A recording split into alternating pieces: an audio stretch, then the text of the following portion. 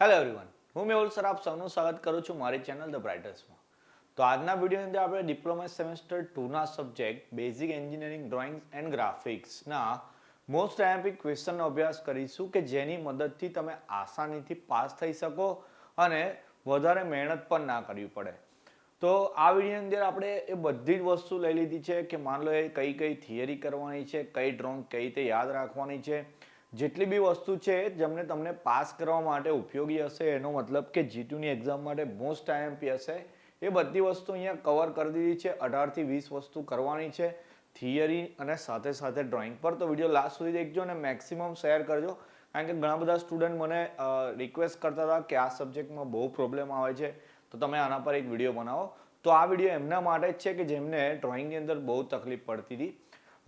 Actually મેં જ્યારે engineering કરતો હતો તો મને પણ ડ્રોઈંગમાં થોડીક તકલીફ પડતી હતી. તો હું સમજુ છું કે ડ્રોઈંગ થોડોક હાર્ડ સબ્જેક્ટ લાગતો હોય છે. એકચ્યુઅલી એક્ઝામની અંદર ટાઈમ પણ ઓછો પડે ડ્રોઈંગ માટે. તો આપણે એ બધી વસ્તુ જોઈ લઈએ કે બધી મુશ્કેલીઓનો સામનો કરીને આપણે બીઈડીમાં પાસ કેવી રીતે થઈશું. ઓકે, તો વિડીયો સ્ટાર્ટ કરીએ. સૌથી પહેલાં થોડીક થિયરી લીધી છે, એના પછી આપણે ડ્રોઈંગની વાત કરીશું. તો સૌથી પહેલી આપણી થિયરી છે કે ડ્રોઈંગના સાધનો અને તેના ઉપયોગ, એટલે કે ડ્રોઈંગની અંદર કયા કયા ઇન્સ્ટ્રુમેન્ટ યુઝ થાય એની લિસ્ટ બનાવવાની, જે અત્યારે અહીંયા હું લિસ્ટ બનાવી છે. એની સાથે સાથે આપણે એક એક લાઇનની અંદર તેનો ઉપયોગ એટલે કે એનો યુઝ કઈ જગ્યાએ થાય એ લખવાનું. તો અહીંયા અલગ અલગ જે આપણે ઇન્સ્ટ્રુમેન્ટ યુઝ થાય, તો ડ્રોઈંગ બોર્ડ યુઝ કરીએ, જે ટી સ્ક્વેર છે, સેટ સ્ક્વેર 45, બે જાતના સેટ સ્ક્વેર આવે, તમે બંને યુઝ કરતા હશો. એક 45 નો એક 30-60 હોય, એનો મતલબ કે જે 45 વાળો કે જેમાં વચ્ચે કોણ માપક આપેલું હોય છે, પેલું એંગલ માપવા માટેનું, એ જે સેટ સ્ક્વેર હોય છે તે એક્ઝેક્ટ આ શેપનું હોય છે કે જેમાં આ જે છે એક 90 નો એંગલ હોય અને આ બંને 45 ના હોય, એટલે એને સેટ સ્ક્વેર 45 કહેવાય. અને બીજું કંઈક આ રીતનું હોય છે કે એમાં એક એંગલ 30 નો અને એક 60 નો, એ રીતે 30-60 કહેવાય એને. ક્લિયર? તો બે સેટ સ્ક્વેર છે, એના પછી સ્કેલ છે, પ્રોટેક્ટર છે, ફ્રેન્ચ કર્વ છે, circle master, drawing paper, set of pencil, pencil sharpener, sand paper block, handkerchief or duster or eraser. તો આટલા જે છે એ ઇન્સ્ટ્રુમેન્ટ છે. હવે એનો યુઝ કઈ જગ્યાએ થાય બધું તમને ખબર હશે. તો એક એક લાઇનની અંદર જ એનો યુઝ કરવાનો છે. ફ્રેન્ચ કર્વનો યુઝ મોસ્ટલી વધારે પૂછાતો હોય છે. તો ફ્રેન્ચ કર્વ, આ જે સેટ સ્ક્વેર હોય છે 30-60 વાળું, એમાં આ રીતના અલગ બે શેપ આપેલા હોય છે, 2-3. તો ફ્રેન્ચ કર્વ કઈ જગ્યાએ યુઝ થાય? તો જ્યારે બે પોઈન્ટને આપણે સ્કેલની મદદ વગર ફ્રી હેન્ડ જોડવાના હોય, તો એવી જગ્યાએ આપણે ફ્રેન્ચ કર્વનો યુઝ કરીએ છીએ. ઓકે, તો આ બધા જેટલા બી અહીંયા ઇન્સ્ટ્રુમેન્ટ લખે છે દરેકનો, જેમ કે અહીંયા આપણને સ્કેલ ખબર છે, તો સ્કેલ શું કામ કરશે? તો સ્કેલ એક લાઇન ડ્રો કરવા માટે, મતલબ કે સીધી લાઇન ડ્રો કરી એના માટે યુઝ થાય. ટી સ્ક્વેર છે, ટી સ્ક્વેર તમારી રોલર, ઓકે હા, ટી સ્ક્વેર જે છે તમારી રોલર સ્કેલ જેવું આવે છે કે જેની મદદથી આપણે સમાંતર રેખાઓ દોરી હોય, એટલે એકબીજાને પેરેલલ લાઇન્સ ડ્રો કરવી હોય તો એના માટે ટી સ્ક્વેરનો યુઝ થાય. તો દરેક જેટલા બી સાધન છે એની લિસ્ટ બનાવીને દરેકનો ઉપયોગ એક એક લાઇનની અંદર લખી લેવાનો. આની પીડીએફ તમને પ્રોવાઈડ કરીશ, પણ હું તો કહું છું કે બોર્ડ પર અત્યારે હું જે વસ્તુ સમજાવું છું એ સાથે સાથે નોટ ડાઉન કરતા જાઓ અને તમારા અક્ષરમાં તમે જાતે પીડીએફ બનાવો, મતલબ કે આની નોટ્સ રેડી કરો તો તમારી પ્રેક્ટિસ બી થશે ને એક્ઝામમાં એ વસ્તુ કામ લાગશે. ઓકે, ચલો બીજો ક્વેશ્ચન જોઈએ. તો સ્કેલ અને તેના પ્રકાર. ઓકે, ચલો બુકમાંથી અહીંયા લીધો છે મેં ફોટો. તો સ્કેલ જે છે, સ્કેલ શું હોય પહેલા તો એક વાત કરી લઈએ. તો જેવી રીતે આપણે પહેલા 9મા 10મા અંદર મેથ્સની અંદર પહેલા આલેખ ડ્રો કરવા આવતા હતા. ઓકે, તો આલેખની ઉપર આપણે પ્રમાણ માપ લખતા હતા, યાદ હોય તો, કે એક્સ અક્ષ પર 1 સેન્ટીમીટર બરાબર 1 એકમ, બરાબર આવું લખતા હતા આપણે. તો એ જે લખતા હતા એ ગ્રાફ માટેનો સ્કેલ હતો. તો અત્યારે બી આપણે જ્યારે પણ શીટ ડ્રો કરતા હોય તો શીટ કઈ સ્કેલમાં ડ્રો કરી છે એ સમજાવવું પડે. શીટની સ્કેલ છે એ 3 પ્રકારની આવે. એક ફૂલ સ્કેલ આવે, બીજી રિડ્યુસ સ્કેલ આવે અને ત્રીજી આવે એનલાર્જ સ્કેલ. ફૂલ સ્કેલની વાત કરીએ તો ફૂલ સ્કેલ આ રીતે લખાય 1:1. 1:1 મતલબ કે જે વસ્તુ જેટલા માપની છે એટલા જ માપની હું એ શીટમાં દર્શાવેલી છે. જેમ કે આ પેન છે, આ પેનને મારે શીટમાં ડ્રો કરી હોય તો આની લંબાઈ માપી લઉં કે માન લો 6 ઇંચ છે, તો હું શીટની અંદર 6 ઇંચની લાઈન દોરી દઈશ કે ભાઈ પેન છે તો 6 ઇંચની છે ને હું એ 6 ઇંચની ડ્રો કરી છે, તો પછી એ ફૂલ સ્કેલમાં ડ્રો કર્યું કહેવાય. રિડ્યુસ સ્કેલ છે, તો રિડ્યુસ નામ જ છે, રિડ્યુસ એટલે ઘટાડો કરીને ડ્રો કરવાનો. માન લો કે તમારી કોઈ કોલેજ છે, જે તમારી પોલિટેકનિક કોલેજ છે, એ પોલિટેકનિક કોલેજનું સિવિલ એન્જિનિયર અથવા તો આર્કિટેક્ટ એન્જિનિયરે એક મેપ ડ્રો કર્યો હશે. ઓકે, પહેલા સૌથી પહેલા કોઈ બી બિલ્ડિંગ બનાવતા પહેલા આપણે એનો મેપ ડ્રો કરવાનો હોય.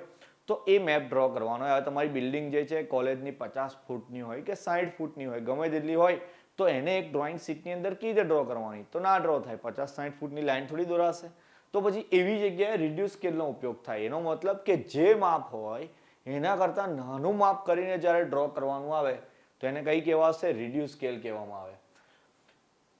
તો અહીંયા દેખો જેમ કે 1:2 છે, એનો મતલબ કે જ્યાં 2 સેન્ટીમીટરની લાઈન ડ્રો કરવાની હશે ત્યાં આપણે 1 સેન્ટીમીટર દોરીશું. 10 સેન્ટીમીટર હશે ત્યાં 1 સેન્ટીમીટર, 100 હશે ત્યાં 1 સેન્ટીમીટર. મોસ્ટલી આપણે mm ની અંદર ડાયમેન્શન લેતા હોય તો mm થી ગણીએ કે 100 mm હોય તો 1 mm દોરવાનું, 200 mm હોય તો 1 mm દોરવાનું. તો આ રિડ્યુસ સ્કેલ છે. એવી રીતે સેમ એનલાર્જ સ્કેલ આવે. એનલાર્જ સ્કેલ એટલે મોટું કરીને દોરવાનું. માન લો એક નાનો આમતો સ્ક્રૂ હોય, આપણે મિકેનિકલ એન્જિનિયર હોય કે જેમાં સ્ક્રૂ નટ એ બધી વસ્તુ ડ્રો કરવાની. એકદમ નાનો સ્ક્રૂ હોય એને આપણે શીટમાં ડ્રો કરીએ તો પછી એટલું નાનું માપ ડ્રો કરીશું તો એના આટા કે જે બી વસ્તુ છે આપણે જોઈ ના શકીએ. તો પછી એવી જગ્યાએ જે માપ હોય એના કરતાં મોટું કરીને ડ્રો કરવાનું આવે તો એને એનલાર્જ સ્કેલ કહેવાય. જેમ કે 1 mm હશે તો આપણે એને 10 mm ડ્રો કરીશું. તમે જે જગ્યાએ ટાઇટલ બ્લોક દોરો ત્યાં સ્કેલ બી લખવાની આવે. પાછળ ક્વેશ્ચન આવશે ટાઇટલ બ્લોક, એમાં તમને હું બતાવીશ. તો 3 ટાઈપની સ્કેલ છે, એનો ઉપયોગ કઈ કઈ જગ્યાએ થાય, કયા પ્રકાર છે, આપણે એ વસ્તુ જોઈ લઈએ. ચાલો એના ભાઈ જોઈએ નેક્સ્ટ ક્વેશ્ચન. તો નેક્સ્ટ ક્વેશ્ચન છે આપણો align method and unidirectional method. ગુજરાતીમાં બી એને અલાઇન ને યુનિડાયરેક્શનલ જ કહે છે. તફાવતમાં પૂછાય તો તફાવત કરીને લખશું, સમજાવવાનું કે તો પછી એને મુદ્દા પાડીને લખી દઈશું. સમજીએ પહેલા. તો સૌથી પહેલા અલાઇન મેથડ છે. તો અલાઇન મેથડની અંદર તમે દેખો અહીંયા ડાયમેન્શનિંગ જે કરેલું છે તો ડાયમેન્શનિંગ આ રીતનું બી છે અને એક આ રીતનું બી છે. યુનિડાયરેક્શન ની અંદર જોઈએ તો યુનિડાયરેક્શન ની અંદર દેખો અહીંયા જે રીતે ડાયમેન્શનિંગ કર્યું છે સેમ અહીંયા બી એ રીતે જ છે. તો ઇંગ્લિશમાં અહીંયા એ રીતે લાઈન લખી છે કે dimension are align with the entity being measured. એટલે કે જે માપ માપવાનું હોય એની લાઈનમાં જ. જેમ કે અહીંયા આડી લાઈન છે તો પછી આડું લખ્યું છે માપ, અહીંયા ઊભી લાઈન છે તો ડાયમેન્શન બી ઊભું લખ્યું છે. તો અહીંયા દેખો કેવી રીતે વંચાય. તો they may be read from the bottom or right hand side of the drawing. તો બોટમ થી બી વંચાય અથવા તો RHS એટલે કે રાઈટ હેન્ડ સાઈડ, એટલે હું અહીંયા ઉભો રહું તો અહીંયાથી બી આ માપમાં પાય છે, મતલબ દેખાય છે. ક્લિયર છે? તો અલાઇન મેથડની અંદર બે મુદ્દા ગુજરાતીમાં કે નીચેથી વાંચી શકાય અથવા તો જમણી બાજુથી માપી શકાય. તો એ કઈ મેથડ થઈ જાય? અલાઇન મેથડ થઈ જાય. યુનિડાયરેક્શનની અંદર જોઈએ તો they can be read from the bottom edge of the drawing. તો only bottom એટલે કે નીચેથી જ માપવામાં આવે. ઓકે, અને નીચેથી જ માપવામાં આવે ને. બીજી વાત કે dimension are inserted by breaking the dimension line in the middle. Okay, એટલે જેમ કે આ 20 mm નું જે ડાયમેન્શન બતાવેલું છે તો બંને બાજુ ઇક્વલ સ્પેસ કરીને વચ્ચે 20 લખે યુનિડાયરેક્શનલની અંદર. આની અંદર બી સેમ જ છે, middle and on the top અથવા તો મિડલ. ઓકે, મિડલ તો ખરું જ પણ ઓન ધ ટોપ. તો દેખો અહીંયા આ 20 mm ની જે લાઈન છે એના એક્ઝેક્ટ મિડલની અંદર 20 લખ્યું છે પણ લાઈનની ઉપર લખેલું. તો બે મુદ્દા થઈ ગયા. અલાઇનની અંદર કયા કયા મુદ્દા થઈ ગયા? તો એક તો નીચેથી મપાય ને જમણી બાજુથી વંચાય, અને બીજું કે સેન્ટરમાં લાઈનની ઉપર ડાયમેન્શન કરવામાં આવે. યુનિડાયરેક્શનલની અંદર ખાલી નીચેથી વંચાય માપ અને જે ડાયમેન્શન કરવાનું હોય એના સેન્ટરમાં એ ડાયમેન્શન આપવામાં આવે. ઓકે, તો આ રીતે લખવાનો છે ક્વેશ્ચન. ચલો એના પછી જોઈએ chain dimension and parallel dimension. ગુજરાતીમાં શૃંખલા અને સમાંતર માપ લેખન. તો ડાયમેન્શન લખવાની બીજી બે મેથડ છે. ચેન ડાયમેન્શન છે તો ચેન ડાયમેન્શન ની અંદર દેખો અહીંયા જેટલા બી ડાયમેન્શન કરેલા છે એક સીધી લાઈનમાં કરવામાં આવે છે. એનો મતલબ કે ડાયમેન્શનની એક ચેન બનાવી તો એને ચેન ડાયમેન્શન કહેવાય. પેરેલલ ની અંદર દેખો જરા અહીંયા આ રીતે ડાયમેન્શનિંગ કરેલું છે. પહેલા આ બે લાઈન આ બેનું ડાયમેન્શન બતાવ્યું અને એને સમાંતર એટલે કે પેરેલલમાં બીજું ડાયમેન્શન બતાવ્યું છે તો એને પેરેલલ ડાયમેન્શન કહેવામાં આવે. જે વસ્તુ અહીંયા છે એ જ વસ્તુ અહીંયા ઇંગ્લિશમાં લખેલી હશે. હું કહે કે dimension are arrange in a straight line. એટલે જે માપ લેખનો છે એને એક સીધી લેખામાં દર્શાવવામાં આવે એને ચેન ડાયમેન્શન થઈ ગયું. અને પેરેલલ ની અંદર all the dimension R given from a common base line. Okay, common base line એટલે એની બેઝ લાઇન દેખો જરા અહીંયા સેમ છે કોમન, પણ એ બધા જેટલા બી માપ છે એ કેવા છે? પેરેલલ છે. એનો મતલબ કે lines do not cross dimension line, એટલે એકબીજાને છેદે નહીં કે ટચ બી નહીં કરે. જેમ કે અહીંયા બધી લાઈન સેપરેટ છે કારણ કે સમાંતર રેખાઓ એકબીજાને છેદતી તો ના જ હોય.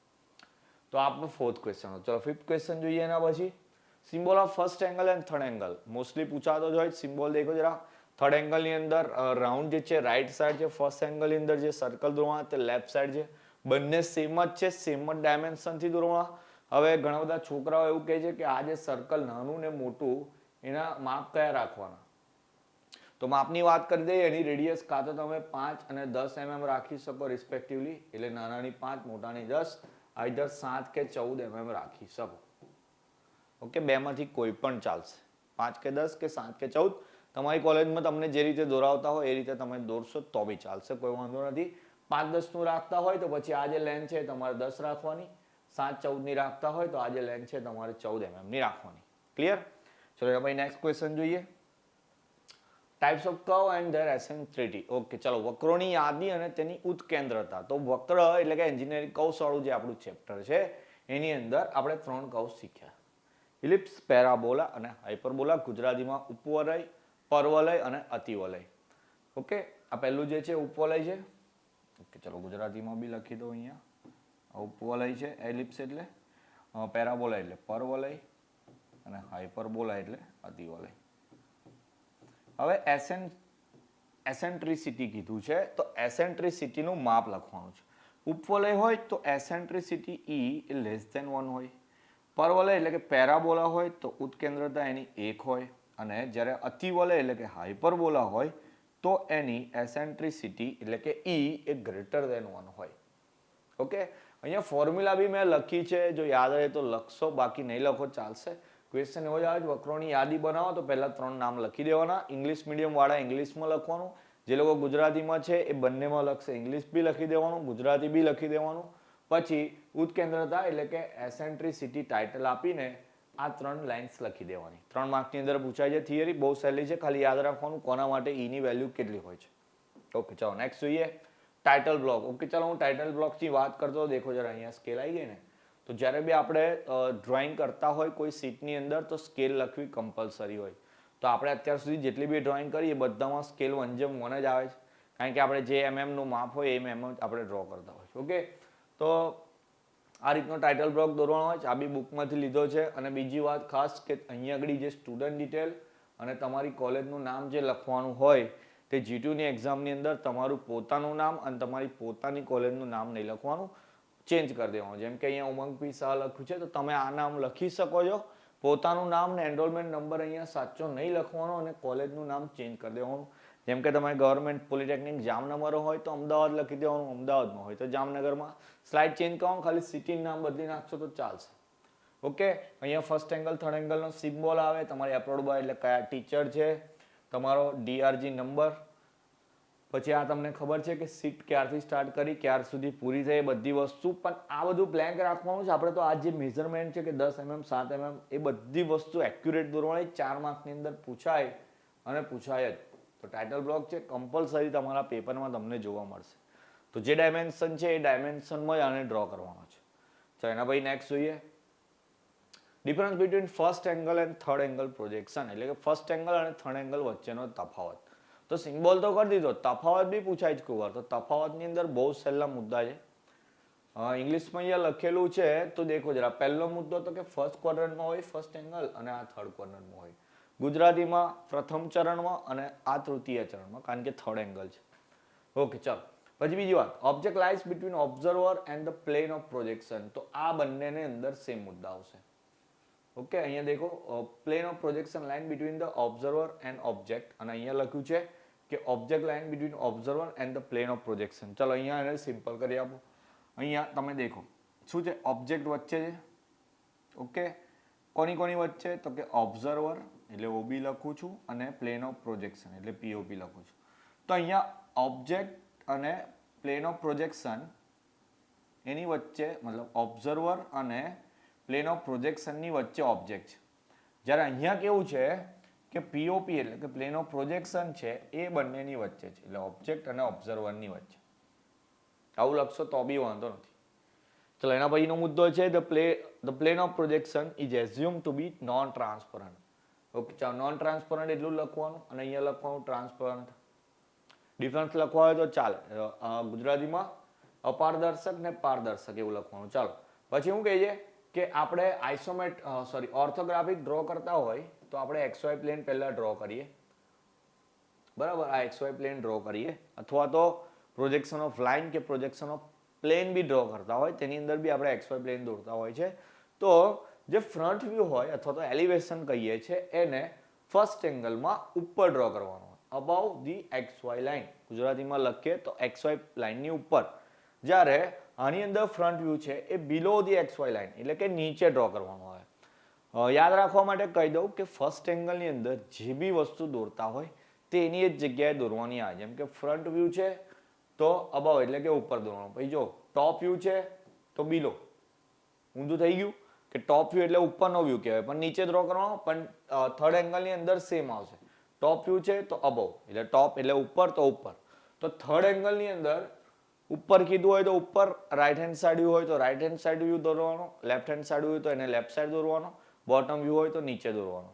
ફર્સ્ટ એંગલની અંદર ઊંધું, ટોપ વ્યૂ કીધો હોય તો નીચે દોરવાનો, બોટમ વ્યૂ કીધો હોય તો ઉપર દોરવાનો, રાઈટ હેન્ડ સાઈડ વ્યૂ કીધો હોય તો એને લેફ્ટ સાઈડ દોરવાનો અને લેફ્ટ હેન્ડ સાઈડ વ્યૂ કીધો હોય તો એને રાઈટ સાઈડ દોરવાનો. તો અહીંયા દેખો એના પછી મુદ્દો લેફ્ટ સાઈડ જે વ્યૂ છે એને રાઈટ સાઈડ દોરવાનો અને વાઇસ વર્સા લખ્યું છે. એનો મતલબ એનું ઊંધું કે રાઈટ કીધું હોય તો લેફ્ટ. કઈ કઈ જગ્યાએ ફર્સ્ટ એંગલ યુઝ થાય તો ઇન્ડિયા યુરોપિયનની અંદર વધારે યુઝ થાય. થર્ડ એંગલ કઈ કઈ જગ્યાએ વપરાય તો કે યુએસએ ની અંદર.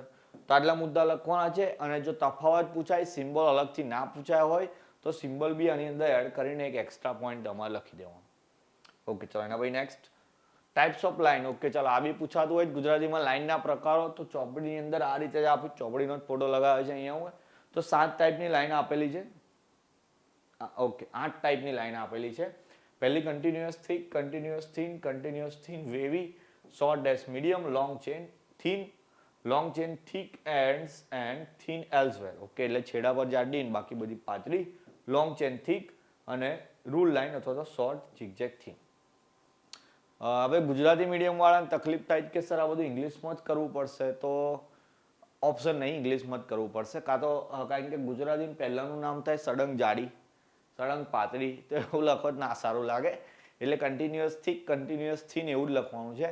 જો સ્પેલિંગ આઈધર તમને યાદ ના રહેતા હોય તો તમે ગુજરાતીમાં કન્ટિન્યુઅસ થિન એવું લખશો તો વાંધો નથી. પણ હવે એન્જિનિયરિંગ કરો તો થોડું ઇંગ્લિશ તો આવડશે. તો આ બધા નામ લખવાના, એક્ઝેક્ટ જે રીતને લાઈન ડ્રો કરી છે એ જ, અને અહીંયા આગળ જે એના ઉપયોગો આપેલા તે ઉપયોગો બી કરી દેવાના. વિઝિબલ આઉટલાઇન એટલે કે દ્રશ્ય રેખાઓ દોરવા માટે ગુજરાતીમાં એવું કરીશું. ડાયમેન્શન લાઇન બતાવી હોય તો ત્યાં કન્ટિન્યુઅસ થિનનો ઉપયોગ થાય. પછી બાઉન્ડ્રી લાઇન એટલે અનિયમિત બાઉન્ડ્રી લાઇન, ઇરરેગ્યુલર્સ, તો તે જગ્યાએ કન્ટિન્યુઅસ થિન વેવીનો બી યુઝ થાય છે. હિડન આઉટલાઇન અથવા એજ એટલે કે હિડન લાઇન્સ દોરી હોય એટલે છુપાયેલી રેખાઓ દોરી હોય તો ડેશ લાઇનનો ઉપયોગ થાય. તો એ રીતે એક એક જ ઉપયોગ લખવાનો, બધા લખવા જરૂર નહીં. આપણો આન્સર તો જે છે આટલો જ છે મેઇન, નામ અને લાઇન્સ ડ્રો કરવાની. પણ ઉપયોગ આપેલા તો એક એક લાઇનની અંદર ઉપયોગો બી આપણે લખી દેવાના. ચાલો એના પછી નેક્સ્ટ ક્વેશ્ચન જોઈએ. Divide line into equal parts. Okay ચાલો ડ્રોઈંગ પર છે આ વસ્તુ કે તમને આવું આપેલું હશે કે તમારી પાસે એક 100 mm ની લાઇન છે, એના 12 ઇક્વલ પાર્ટ્સ પાડો. 3 માર્કની અંદર પૂછાય. આઈ થિંક બધાને આવડતું હશે. 100 mm ની લાઇન હોય તો એના 12 ઇક્વલ પાર્ટ કરવાના. તમે કેલ્સીની અંદર 100/12 કરશો તો 8 પોઈન્ટ સમથિંગ આવશે. તો પછી એ પાર્ટ્સ પડવાના અઘરા પડે તો શું કરવાનું, એક 100 mm એટલે કે 10 સેન્ટીમીટરની લાઇન ડ્રો કરી દેવાની. ઓકે પછી રેન્ડમ અથવા તો 45 ડિગ્રી એક એંગલ લઈ લેવાનો અને એ એંગલની અંદર તમને જેટલા પાર્ટ્સ કીધા હોય એટલા એમએમની મતલબ કે એટલા સેન્ટીમીટરની તમારે લાઇન ડ્રો કરી દેવાની. મોસ્ટલી અહીંયા 8, 10 કે 12 ઇક્વલ પાર્ટ્સ કેવા કહેશે તમને. તો જેમ કે અહીંયા 12 ઇક્વલ પાર્ટ્સ કીધા છે તો હું 12 સેન્ટીમીટરની એટલે કે 120 mm ની લાઇન ડ્રો કરીશ. ત્યારબાદ અહીંયા આગળ આ જે છેલ્લો પોઈન્ટ છે એ આ છેલ્લા પોઈન્ટ જોડે હું જોડી દઈશ. બરાબર. પછી આ જે લાઈન દોરી મતલબ આ આપણે 12 સેન્ટીમીટરની દોરીને તો પછી એમાં 1-1 સેન્ટીમીટર આગળ આવી રીતે ટપકા કરી દેવાના. એટલે એનો મતલબ કે 12 સરખા ભાગ થઈ જશે આના. અને જે છેલ્લો ભાગ છે એને અહીંયા જોડ્યા પછી પેરેલલ લાઈન ખેંચવાની, બધા પોઈન્ટને આ રીતે જોડતા જવાનું. ક્લિયર? તો ઉપરની લાઈનના બી તમારા 12 સરખા ભાગ થઈ જશે. રેન્ડમલી કર્યું છે હું પણ તમને ટેકનિક આ રીતે આવડવી જોઈએ. અને બીજી વાત કે એક્ઝામની અંદર આ પ્રોબ્લેમ પૂછાય તો પછી આપણી જે આ મેઇન લાઈન છે એને ડાર્ક કરવાની, આ લાઈનની એકદમ લાઇટ, અને તમે જે આ રીતને પ્રોજેક્શન લાઈન ખેંચો છો એને બી એકદમ લાઇટ કરવાની.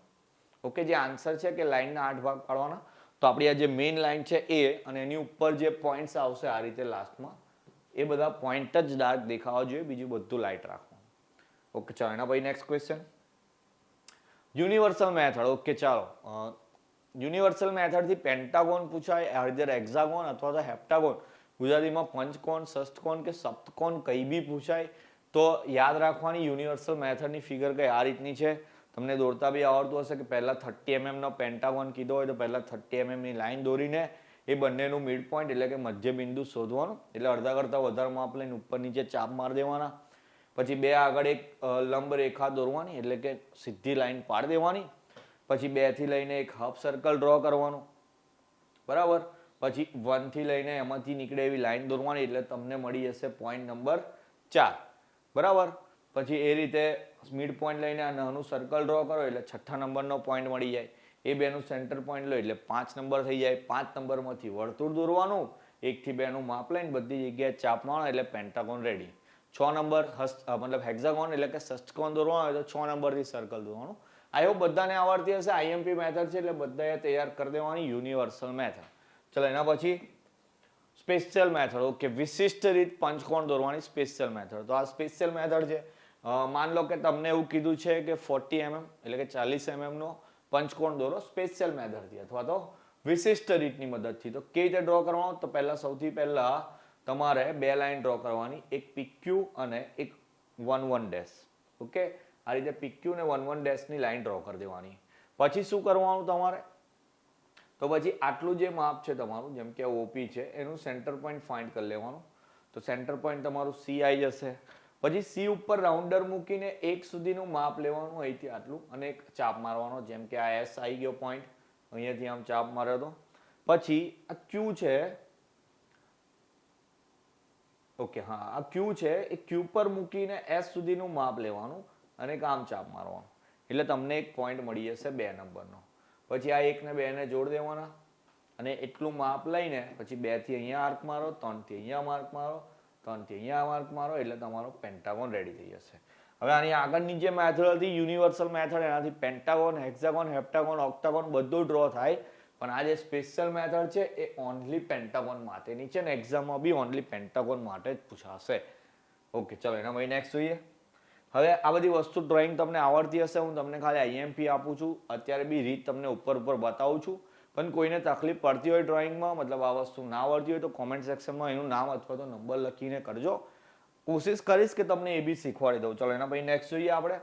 Pentagon, hexagon in a circle. Okay, વર્તુળની અંદર નિયમિત પંચકોણ દોરવા કે અથવા તો વર્તુળની અંદર ષષ્ટકોણ અથવા તો હેક્સાગોન ડ્રો કરવા કહે તો કેવી રીતે કરવાનું? તો એવું માન લો કે તમને 30 mm સર્કલની અંદર તમને પેન્ટાગોન ડ્રો કરવા કીધો છે અથવા તો હેક્સાગોન. જેમ કે અહીંયા પેન્ટાગોન ડ્રો કર્યો તો પેન્ટાગોન સમજાવું.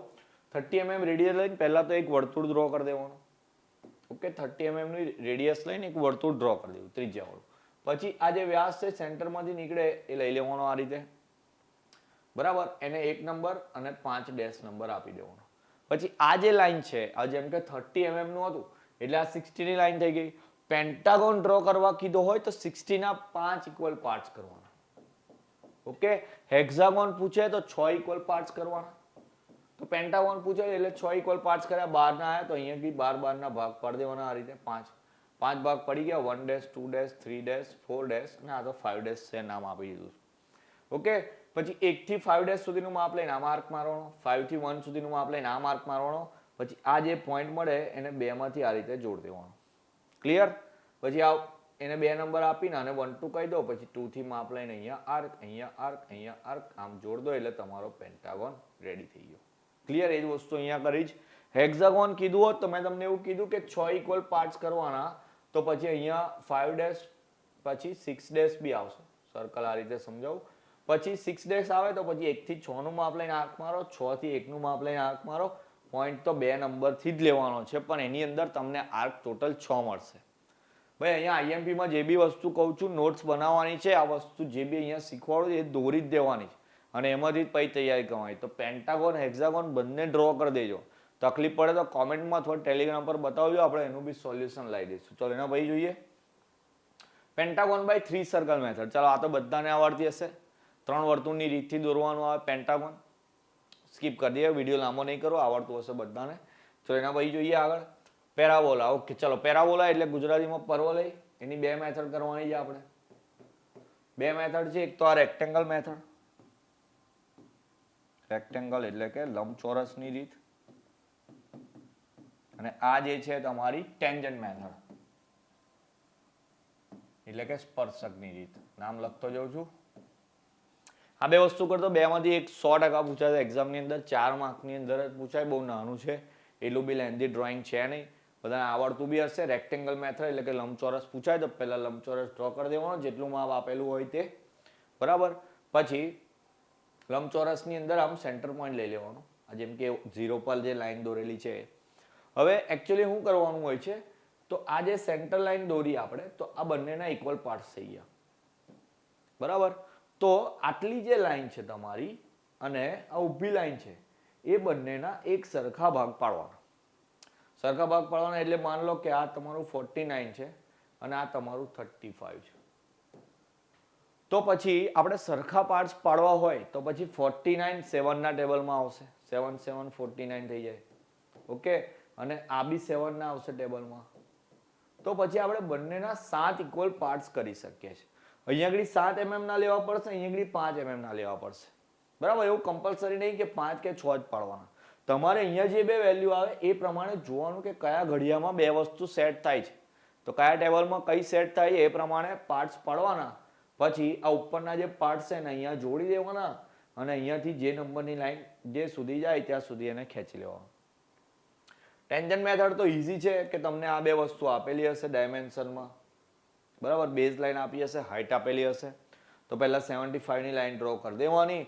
સેન્ટર પરથી જે હાઈટ આપી હોય 100 AB દોરીને એક ટ્રાયેંગલ ડ્રો કરી દો. ટ્રાયેંગલ ડ્રો કર્યા પછી આ જે લાઈન આવે છે એના ઇક્વલ પાર્ટ્સ પાડવાના 10. મોસ્ટલી એવું પોસિબલ જ નહીં થતું કે આ જે લાઈન હોય એના 10 ઇક્વલ પાર્ટ્સ પડતા હોય છે, તો પછી આપણે અહીંયા આગળ રેન્ડમલી એક લાઈન ડ્રો કરવાની 10 સેન્ટીમીટરની. એમાં એક સેન્ટીમીટરે પોઈન્ટ લઈને શું કરવાનું, પહેલો અને છેલ્લો પોઈન્ટ જોડી દેવાનો અને એને પેરેલલ લાઈન ખેંચી લેવાના. તો બંને બાજુ આપણે એ રીતે પાર્ટ્સ પાડવા પડશે. તમે શીટની અંદર અથવા તો સ્કેચબુકમાં ડ્રોઈંગ કર્યા હશે એટલે તમને એ વસ્તુ બી ખબર હશે. તો બે મેથડ કહેવાય જ પેરાબોલાની અંદર. એના પછી ઇલિપ્સ. ઇલિપ્સ એટલે ગુજરાતીમાં ઉપવલય. તો ઉપવલયની બી બે મેથડ છે. આ છે આપણી એક કેન્દ્રીય વર્તુળની રીત, ગુજરાતીમાં, ઇંગ્લિશમાં એને કહીશું કોસેન્ટ્રિક સર્કલ મેથડ, ઓકે. અને આ છે ઓબ્લોંગ મેથડ, એને બી ગુજરાતીમાં લંબચોરસની રીત કહીશું. આ તો ઈઝી છે, આઈ થિંક બધા સ્ટુડન્ટને આવડતી હશે અને પૂછાય બી છે કોસેન્ટ્રિક સર્કલ મેથડ. તો એક એ મેથડ તૈયાર કરવાની છે ને બીજી આ છે ઓબ્લોંગ મેથડ. તો ઓબ્લોંગ મેથડ આપણે આગળ જે પેરાબોલા માટે ડ્રો કરીએ એના જેવી જ આવે છે. કોસેન્ટ્રિક સર્કલ મેથડની અંદર તમને મેજર એક્સિસ ને માઇનર એક્સિસ બે વસ્તુનું માપ આપેલું હશે. એટલે એક નાના વર્તુળનું માપ આપ્યું હશે, એક મોટા વર્તુળનું માપ આપ્યું હશે. બંનેના એક સરખા ભાગ પાડવાના. અહીંયા આગળ જેમ કે 28, ઓકે, હા, વધારે ભાગ પાડેલા, તમે 12 ભાગ પાડશો તો બી ચાલશે. હવે મેં તો કહું 12 જ ભાગ પાડવાના, 8 બી નહીં પાડવાના, ઓકે. 8 થી બહુ પછી આ જે કહું છે એ કમ્પ્લીટ નથી આવતું, તો 12 ભાગ પાડી દેવાના સર્કલના. પછી બહારના સર્કલ જે ઊભી લાઈન ખેંચવાની, અંદરના સર્કલની આડી લાઈન પોઈન્ટ મળે એને જોડ દો એટલે તમારો ઇલિપ્સ રેડી થઈ જશે. તો એના પછી જોઈએ હા, યુઝિસ ઓફ હાઇપરબોલા. તો હાઇપરબોલા વક્રના ઉપયોગો એવું આવે છે, 3 જ આપેલા છે, 3 માર્કની અંદર પૂછાય છે. 3 જ લાઈન લખવાની છે. ગુજરાતીની અંદર બી લખી છે, ઇંગ્લિશની અંદર બી લખી છે. શું કહે છે ઇંગ્લિશમાં? Designing graph of Boyle's law. તો બોયલ્સનો જે નિયમ છે એના આકારથી જે શેપ ડ્રો કરવાનો, એની અંદર બી હાઇપરબોલાનો યુઝ થાય છે. Shape of overhead water tank, okay, એટલે આપણી જે હવા પર જે ટાંકી હોય છે એનો શેપ બનાવવા માટે બી હાઇપરબોલાનો યુઝ થાય છે. અને શેપ ઓફ કુલિંગ ટાવર, તો જે કંપની હોય મોટી મોટી કે જેમાં કુલિંગ ટાવર આવે એનો બી શેપ હાઇપરબોલા પરથી ડિઝાઇન થાય છે, બરાબર. તો આ 3 વસ્તુ છે એ હાઇપરબોલાના યુઝિસ છે. 3 માર્કની અંદર પૂછાય, 3 લાઈન લખવાની એટલે જેકપોટ જ છે. તો એના પછી જોઈએ હવે નેક્સ્ટ ક્વેશ્ચન. તો નેક્સ્ટ ક્વેશ્ચન છે આપણો પ્રોજેક્શન ઓફ પોઈન્ટ, ઓકે. ચાલો, પ્રોજેક્શન ઓફ પોઈન્ટનું એક ઉદાહરણ અહીંયા આપેલું જ, ક્વેશ્ચન આન્સર સાથે લખેલો જ, પણ હું તમને એની અંદર જે વસ્તુ આવે એ બી સમજાવી દઉં. 3 કે 4 માર્ક તમને આરામથી મળી જાય, ખાલી 3 અને 3 એટલે કે 6 લાઈન જ યાદ રાખવાની છે. ક્વેશ્ચન આ રીતે જ આવશે કે એક પોઈન્ટ છે 20 mm અબવ HP છે અને 30 mm બિહાઇન્ડ VP છે. બી પોઈન્ટ છે 20 mm બિલો HP અને 30 mm in front of VP. C point છે બિલો HP અને બિહાઇન્ડ VP. ડી પોઈન્ટ છે બિલો HP અને VP પર જ છે, ઓકે, અને અબવ HP અને ઇન ફ્રન્ટ ઓફ VP. તો અહીંયા ગુજરાતીમાં બી એવું જ થશે. અહીંયા અબવ એટલે ઉપર થશે અને બિહાઇન્ડ એટલે પાછળ, ઓકે. પછી બિલો એટલે નીચે અને ઇન ફ્રન્ટ એટલે આગળ. તો આટલા શબ્દો છે. કયા કયા શબ્દો છે? અબવ, બિલો, બિહાઇન્ડ અને ઇન ફ્રન્ટ. અથવા તો ઇન વીપી કીધું હશે, ઇન એચપી એવું કીધું હશે. તો જો તમને ઇન વીપી અને ઇન એચપી કીધું હોય તો એ જે આપણે XY લાઈન દોરીએ એના પર જ પોઈન્ટ આવે. જેમ કે દેખો આ 4 નંબરનો પોઈન્ટ એટલે કે ડી છે, ઇન વીપી કીધો છે તો આ રહ્યો જો. તો તમને ઇન વીપી કે ઇન એચપી કીધું હોય તો XY પ્લેન ઉપર જ એ પોઈન્ટના પ્રોજેક્શન બતાવી દેવાના. પછી અબો એચપી એટલે એચપી ની ઉપર કીધું હોય તો XY લાઈનની ઉપર ડ્રો કરી દેવાનું. જેમ કે દેખો પોઈન્ટ એ 20 mm ઉપર છે તો આ એ છે. હવે યાદ રાખજો એચપી વાળા જે માપ હોય એને ડેશ થી દર્શાવવાના અને વીપી વાળા નામથી દર્શાવવાના. ક્લિયર? તો એચપી માટે અહીંયા એ જે છે એ અબો એચપી છે 20 mm તો આ બતાવી દીધું ઉપર. પછી એચપી માં એવું છે ઉપર કીધું હોય તો ઉપર અને નીચે કીધું હોય તો નીચે. એટલે કે અબો એચપી કીધું હોય તો અબો લાઈન ડ્રો કરવાનું અને બિલો એચપી કીધું હોય તો નીચે. જેમ કે આ બીજા ક્વેશ્ચનમાં બી છે એ નીચે છે બિલો તો જો અહીંયા બતાવી દીધો નીચે. પણ વીપી ની અંદર ઊંધું છે. વીપી ની અંદર એવું કીધું હોય આગળ તો નીચે ડ્રો કરવાનું અને પાછળ કીધું હોય તો ઉપર. એટલે ઇંગ્લિશમાં કહું તો બિહાઇન્ડ કીધું હોય તો આપણે ઉપર ડ્રો કરવાનું અને ઇન ફ્રન્ટ કીધું હોય તો નીચે. જેમ કે એ પોઈન્ટ છે એવું કે બિહાઇન્ડ છે એટલે કે પાછળ છે તો એને બી ઉપર ડ્રો કરો. દેખો જરા જે માપ કીધું હોય એ માપથી ડ્રો કરવાનું. તમને બી આવી રીતે 3-4 પોઈન્ટ આપેલા હશે તો તમારે આ રીતે XY લાઈન દોરીને એ ચાર પોઈન્ટને આ રીતે અલગ અલગ દર્શાવી દેવાનું. ક્લિયર? તો યાદ રાખવાનું કે વીપી એચપી માં કીધું હોય તો ઉપર પોઈન્ટ XY લાઈન પર જ દર્શાવી દેવાનું. એચપી પર ઉપર કીધું હોય તો ઉપર, એચપી માં નીચે કીધું હોય તો નીચે. વીપી ની અંદર બિહાઇન્ડ કીધું હોય પાછળ તો ઉપર ડ્રો કરવાનું. ઇન ફ્રન્ટ કીધું હોય આગળ એટલે કે નીચે ડ્રો કરવાનું. બસ આટલી વસ્તુ યાદ રાખવાની તો આ તમારા 3 થી 4 માર્ક મળી જશે. ચલો એના ભાઈ 20 માં છે પ્રોજેક્શન ઓફ પ્લેન. હવે પ્રોજેક્શન ઓફ લાઇન જે લોકોને ડ્રોઈંગ અઘરું લાગતું હોય એ લોકો સ્કીપ કરી દો, વાંધો નહીં. એમાં પેલું એકચ્યુઅલી ટ્રુ લેન્સ પછી એંગલ એ બધી વસ્તુ ફાઇન્ડ કરવાની આવે તો ઘણા બધાને તકલીફ પડતી હોય તો તમે એ 7 માર્ક સ્કીપ કરશો તો વાંધો નહીં. આપણે બીજા સબ્જેક્ટમાં એટલું સ્કોર કરી લઈશું. જે લોકોને ડ્રોઈંગ આવડતું હોય એ લોકો કરી દેજો. એની અંદર આઈએમપી ક્વેશ્ચન જોઈતા હોય પ્રોજેક્શન ઓફ લાઇનના તો ટેલિગ્રામ પર મેસેજ કરજો, એ બી હું તમને પ્રોવાઈડ કરી દઈશ કે કયા કયા કરવાના છે. પણ પ્રોજેક્શન ઓફ પ્લેન છે બધાને આવડી જાય એવું છે ને એની અંદર બે જ વસ્તુ તમે તૈયાર કરી દેજો. એક તો હેક્ઝાગોનલ પ્લેટ એટલે કે ષષ્ઠકોણ અને બીજું પેન્ટાગોનલ પ્લેટ એટલે કે પંચકોણ. આ બે વસ્તુ તૈયાર કરી દેજો, ખાલી તમને 7 પર મળી જશે આરામથી. જો આની સિવાય તમને સ્ક્વેર પૂછાય તો સ્ક્વેર તો આવડી જશે કારણ કે તમે પેન્ટાગોન ને હેક્ઝાગોન તૈયાર કરો તો સ્ક્વેર તો એના કરતા બી ઈઝી કહેવાય. તો એક્ઝામમાં સ્ક્વેર પૂછાય તો એ જ ડ્રો કરી દેવાનું. શું કરવાનું છે આની અંદર? તો સૌથી પહેલા તમને બે વસ્તુ આપેલી હશે. એક તો એચપી જોડે એંગલ કેટલો છે અને એક વીપી જોડે એંગલ કેટલો છે. તો કેવી રીતે ડ્રો કરવાનું આઈ થિંક બધાને ખબર હશે પણ ફરી એકવાર સમજાવી દઉં. તો એક હેક્ઝાગોનલ પ્લેટ છે, અહીંયા જે ક્વેશ્ચન છે એની અંદર એક હેક્ઝાગોનલ પ્લેટ છે એ એચપી માં રેસ્ટ કરે છે. માન લો કે 30 mm ની હેક્ઝાગોનલ પ્લેટ છે. 30 mm ની હેક્ઝાગોનલ પ્લેટ થઈ ગયું. પછી એચપી જોડેનો એંગલ 45 આપેલો છે. તો એચપી જોડે એટલે અહીંયા દેખો જરા 45 નો એંગલ બતાવેલો છે. અને બીજી વસ્તુ આપેલી હશે કે વીપી જોડે 60 નો એંગલ બનાવે તો આ વીપી જોડે 60 નો એંગલ બતાવો. હવે આઈધર તમે આમ બી દોરી શકો ને આમ બી દોરી શકો, બંને બાજુથી ચાલે.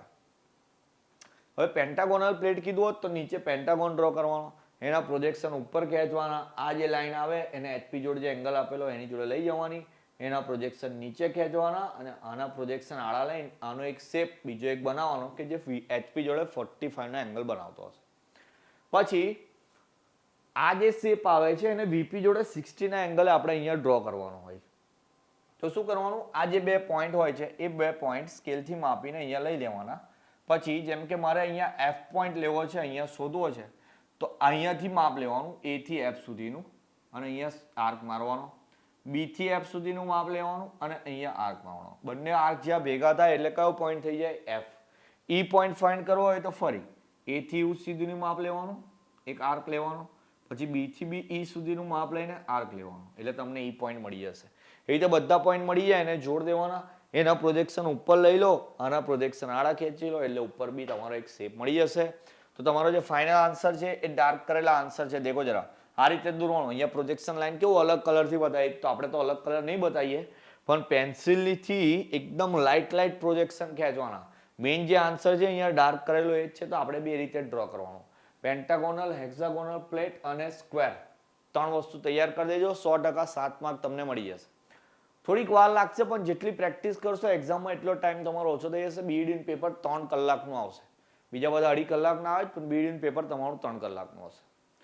ઓકે, ચાલો અને ઓર્થોગ્રાફિકની વાત કરી લઈએ તો ઓર્થોગ્રાફિકની અંદર આટલા 4 પ્રોબ્લેમ છે એ મોસ્ટ આઈએમપી છે આ વખતેની એક્ઝામની અંદર.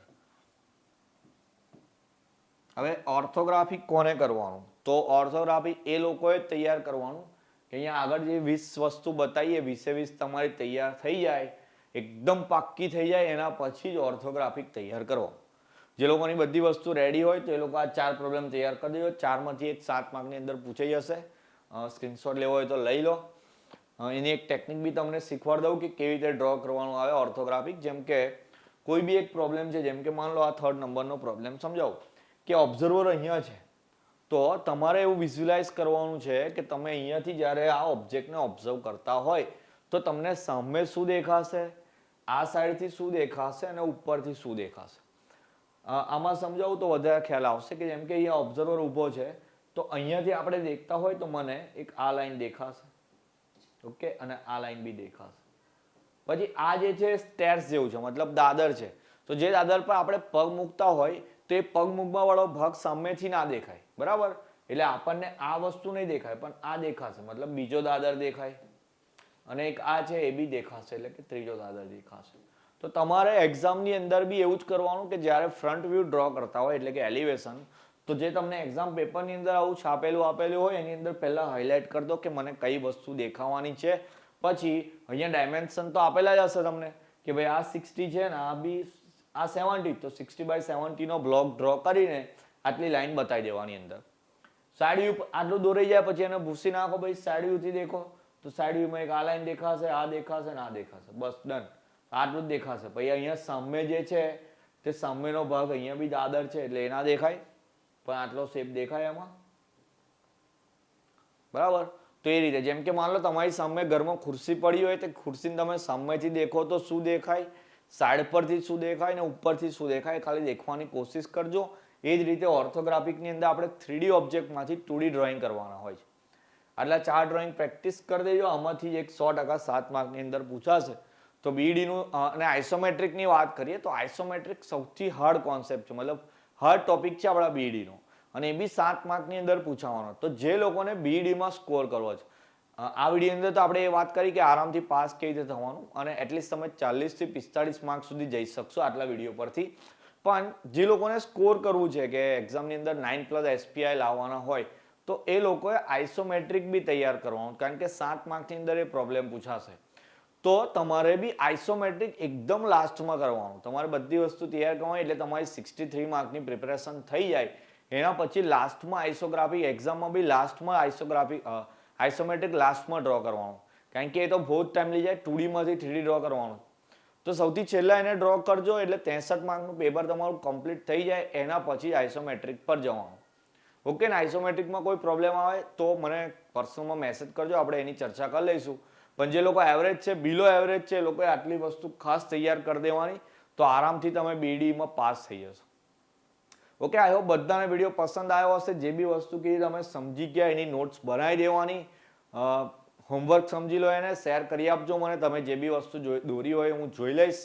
આ જે મટીરિયલ છે બહુ જ ખાસ જરૂરી તમારી એક્ઝામ માટે. તો તમારે મેક્સિમમ, મતલબ એવું નહીં કે તમે PDF બનાવી તો બીજા કોઈ છોકરા પાસે ના હોય તો તમારે એને મોકલી આપવાની. હું તમારી હેલ્પ કરું, તમારે બી એવી રીતે કોઈની હેલ્પ કરવાની. બધા એન્જિનિયર પાસ થઈ જાય તો જ આગળ જઈને બ્રાઇટર્સ બનશે. ઓકે, બ્રાઇટર્સ નામ એટલે જ આપ્યું કે બ્રાઇટ એન્જિનિયર્સનું કોલેજ કરીને નામ બનાવ્યું જોઈએ.